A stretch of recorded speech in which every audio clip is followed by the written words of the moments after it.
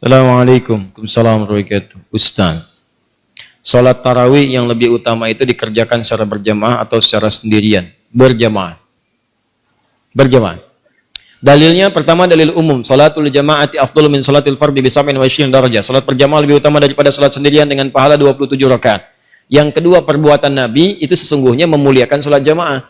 Maka Nabi ke masjid hari pertama orang makin banyak, ke masjid kedua orang tambah banyak, ke masjid ketiga tambah banyak lagi. Karena semakin banyak, besoknya Nabi ke masjid. Subuh-subuh Nabi keluar mengatakan, aku tahu kalian tunggu-tunggu aku tadi malam. Kalau aku melihat kalian banyak beribadah ke masjid, aku khawatirkan ini kemudian dijadikan wajib oleh Allah Subhanahu wa taala. Karena sifat Allah pencemburu. Begitu orang-orang sudah senang dengan ibadah, Allah tidak ingin orang berbelok kepada dunia lagi. Nah, itu di antara sifat kemuliaan Allah Subhanahu wa taala. Maka dari itu kemudian Nabi putuskan selanjutnya di rumah. Alasan ke rumahnya bukan ingin sendirian, tapi untuk menghindari jadi beban untuk umatnya. Maka ulama menyimpulkan dalam kaidah usul fiqih dari kondisi ini, yang pertama menyimpulkan bagus, Umar bin Khattab. Di zaman Umar disimpulkan, oh dilihat nih kenapa orang pada ke masjid masing-masing. Ada yang masing-masing, ada yang jamaah di sini. Awal Umar disatukan. Laki-laki diberikan imam sepulan, perempuan diberikan imam sepulan. Terpisah kemudian jadikan berjamaah, semua menyatu. Dari masanya Umar itulah kekinian sampai sekarang berjamaah. Jadi kalau bisa berjamaah itu diutamakan dibandingkan dengan sendirian. Salat yang disebut dengan qiyam. Sifat Nabi saat qiyam itu tenang. Tenang, nyaman, berhenti sejenak di setiap 2 rakaat, berhenti, baca doa. Allahumma innaka afuwun tuhibbul afwa fa'fu anni. Allahumma innaka afuwun tuhibbul afwa fa'fu anni. Ya Allah, Engkau mencintai orang-orang minta maaf. Engkau Maha Pemaaf, maka aku mengakui aku banyak salah. Aku minta maaf ya Allah, aku minta ampun, ampuni dosa, aku minta. Anda ingat-ingat dosa-dosa Anda, mumpung di Ramadan, mumpung Ramadan, minta dosa pada ayah, dosa pada ibu, dosa pada tetangga, dosa pada kerabat. Astagfirullah. Mengalir air mata Anda, maka berlaku hadis Al-Bukhari nomor hadis 37. Man qama ramadhana imanan wa ihtisaban ghufira lahu ma taqaddama min dhanbi. Siapa yang menunaikan qiyam Ramadan kemudian dia lakukan karena Allah, mencari pahala, dia bertobat di sela-selanya. Begitu tobat, jatuh air matanya, diampuni semua dosa-dosanya, gugur semuanya. Maka bacaan Nabi bergetar kepada jiwa. Salatnya tenang, istirahat setiap 2 rakaat. Ketenangan yang melahirkan kedamaian dalam jiwa berpengaruh kepada ruh. Maka disebut dengan tarwihah. Jamaknya disebut dengan tarawih. Di tarawih itu bukan nama sholatnya, tarawih itu sifatnya. Kalau ingin sholat tarawih, dipopulerkan oleh ulama tarawih. Kalau ingin sholat malam di malam Ramadan, tunaikan dengan tenang, nyaman, jangan buru-buru, santai, supaya ada getaran ke jiwa. Cari imam yang bagus, imam yang khusyuk, membuat Anda enak dalam mendengarkan bacaannya. Setiap mendengar bacaan ada getaran pada jiwa Anda, sujud lama, tobat, enak, disebut dengan tarawih. Itu yang dimaksudkan. Di tarawih itu sifatnya. Jadi jangan sampai terjadi Anda sholat 23 rakaat misalnya cuma 10 menit, yang 11 1 jam. Yang 23 10 menit. Allahu Akbar. Paham ya? Ustaz, bagaimana saya menemukan imamnya bagus sekali, bacaannya enak. Cuman suratnya kadang-kadang membuat saya gelisah. Allahu Akbar. Alif Lam Mim. Astagfirullah. Malam pertama, ya kan? Udah gelisah-gelisah, tiba-tiba Allahu Akbar.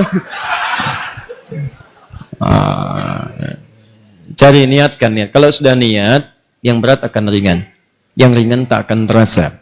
Tapi jadi imam pun lihat keadaan makmum. Makanya setiap imam dicontohkan oleh Nabi berbalik, lihat makmumnya. Lalu dikatakan istau antadilu sawu sufuf fa inna taswiyatas sufuf min iqamatis shalah. Ini kalimat-kalimat isyarah. Dalam hadis itu, dalam bahasa fikih terdapat 2 tuntunan. Ada kalimat namanya haqiqah. Kalimat haqiqah itu langsung diucapkan sesuai dengan bahasanya. Jangan dirubah-rubah. Kalau Arab, sudah jangan dirubah. Seperti adzan. Adzan itu sudah haqiqah, kalimatnya seperti itu. Tauqifi, sudah diberikan langsung. Jadi jangan dirubah-rubah, jangan diterjemahkan. Kalau diterjemahkan perasaan ke hati nggak nyaman, kedengarannya nggak enak. Allahu Akbar, Allahu Akbar. Ke hatinya enak. Ada getaran di jiwa. Bahkan terasa yang di Quran surah 8 ayat ke-2 itu terasa. Al-Anfal ayat 2, innamal mu'minuna alladzina idza dzukirallahu wajilat qulubuhum. Orang-orang beriman itu kalau disebut nama Allah bergetar jiwanya. Begitu dengan suara adzan ada getaran di jiwa. Kalau coba Anda terjemahkan, getaran jiwa itu hilang. Allah Maha Besar, Allah Maha Besar. Betawi loba, Tuhan gua gede, Tuhan gua gede. Ke Bandung, Allah nu agung, Allah nu agung. Gak ada getaran di jiwa. Sama, bacaan Quran juga begitu. Jadi kalau Anda mampu membaca Quran, baca dengan Qurannya. Terjemahan itu cukup baca dalam hati, lihat. Berusaha untuk baca, pahala banyak. Bahkan nama surat-surat pun dibacakan dalam bacaan Arabnya, walaupun ada terjemahan. Nggak bisa dia dibacakan dalam terjemahannya. Walaupun ada terjemahannya, nggak akan enak Anda. Coba deh antum, akhi, sedang murajaah. Nanya sama teman, murajaah surat apa? Sapi. Nggak enak antum. Ente apa? Semut. Murajaah surat apa? Al-Baqarah. Masya Allah. Antum apa? An-Naml. Lain, getaran kejiwaannya beda. Dia lagi ngapain? Murajaah, baca Quran. Surat apa? An-Nisa. Tuh. Beda. Baca surat apa sih itu? Surat Mama. Mama. Lain kan? Nah, maka demikian kalau mau mimpin sholat berbaliklah. Tidak harus menggunakan bahasa Arab. Boleh menggunakan bahasa lokal yang dipahami. Makanya kalimat hadisnya berbentuk kalimat-kalimat umum yang kiranya bisa disampaikan dengan bahasa biasa. Jadi kalau belum paham dengan kalimat istawu, istaqimu, fala takhtalifu fakhtalafat qulubukum. Ja'alu salatakum salatan muwadda'. Belum paham juga, lihatin semua. Lihat siapa yang hadir, lihat siapa yang sholat, petakan siapa yang sholat. Antum kelihatan. Ada orang sepuh yang nggak bisa berdiri lama, ada anak-anak kecil, ada orang mungkin mampir. Dia mau berangkat, dia yang nungguin pesawat, Anda petakan di situ. Setelah itu ingatkan mereka, Pak Ibu rapatkan safnya, luruskan, khusyukkan. Mungkin ini salat terakhir kita yang kita tunaikan. Enak mana, yang pertama atau yang kedua? Enak yang kedua karena terasa di hatinya ada getaran pada jiwa. Anda ucapkan dalam bahasa Arab, mereka nggak paham. Istau, sudah tahu. Ya Allah. Nggak nyambung. Nah, begitu sudah kelihatan siapa yang sholat, maka bacalah ayat-ayat sesuai dengan keadaan makmumnya. Kalau makmum nggak pandai, nggak bisa, nggak kuat berdiri lama, baca surat-surat yang pendek. Bukan aib baca surat pendek, justru di situ berpahala. Kalau kira-kira bisa kemudian berdiri lama dan sholatnya mendukung itu, subuh, isya, baca surat yang panjang. Jangan maghrib baca Al-Baqarah, subuh kul huwallah. Paham ya? Awas hati-hati, ini menyesuaikan karena Mu'adz pernah mengimami, Mu'adz bin Jabal. Bayangkan sholat maghrib, sholat isya, bacakan Al-Baqarah. Di belakang orang baru pulang kerja, makmum di belakang. Begitu makmum yang di belakang, Allahu Akbar, baca Al-Baqarah sampai tuntas. Begitu salam kosong. Kejadian. Kata Mu'adz, pada munafik nih orang, katanya munafik karena ciri orang munafik itu malas-malasan sholat isya. Nggak terima orang datang ngadu ke Nabi, ya Rasulullah, si Mu'adz tuh kenapa Mu'adz nyebut kami munafik? Ya, padahal saya si Fulan disebut munafik, katanya kan? Baik. Sebut misal. Setelah itu dipanggil Mu'adz, jadi klarifikasi. Nah, ini klarifikasi, kalau ada yang kurang tepat klarifikasi. Mu'adz, apakah benar kamu mengimami baca Al-Baqarah? Benar ya Rasulullah. Kenapa kamu baca itu? Saya kan contoh Anda. Saya sholat di belakang Rasulullah. Rasulullah baca surat Al-Baqarah. Siapa yang saya rasakan itu yang saya praktekkan. Wah, pinter. Nabi lebih pintar, kata Nabi, kamu benar ya Mu'adz. Tapi kan imamnya saya, makmumnya kamu. Kalau kasus kamu, imamnya kamu, makmumnya mereka.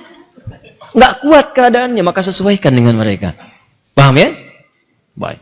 Cerita imam itu banyak, nah, cerita imam banyak. Baik. Sama dengan cerita suami tanya kepada istri, ya. Mama, bisa kamu mengizinkan papa menjadi imam untuk mama? Boleh pak, masya Allah, mama senang sekali, masya Allah, alhamdulillah mah. Kalau imam harus ada berapa mah? Harus satu imam, tuh nggak boleh banyak. Kalau makmum boleh dua, boleh.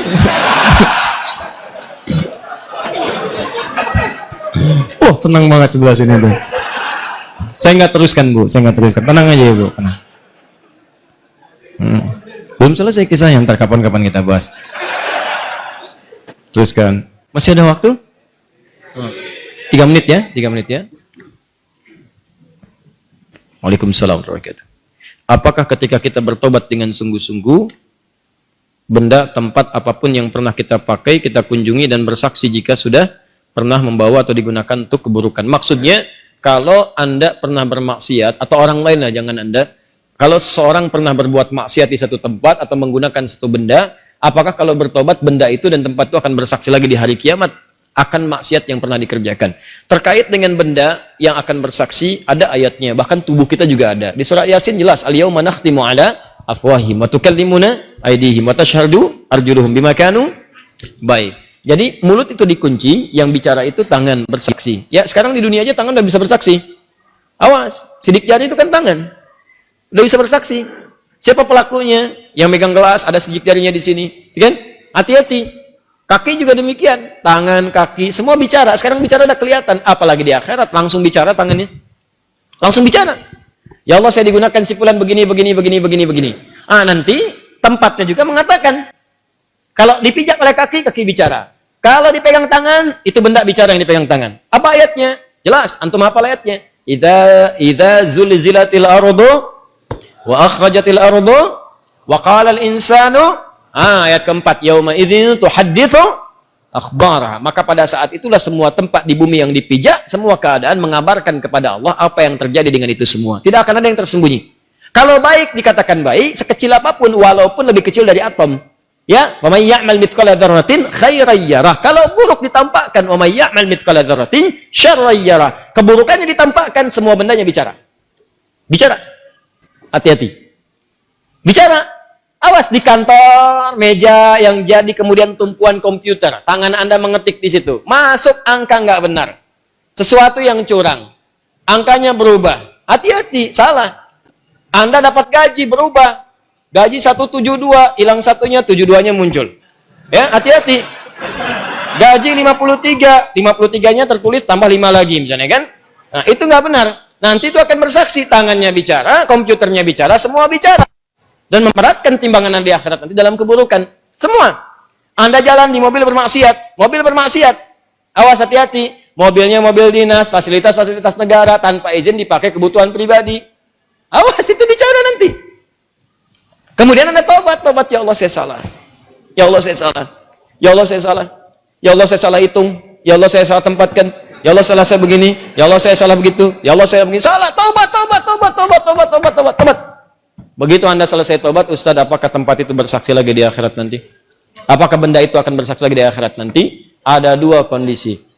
Kondisi pertama, tobatnya bila diterima oleh Allah, gugur semua kesalahannya.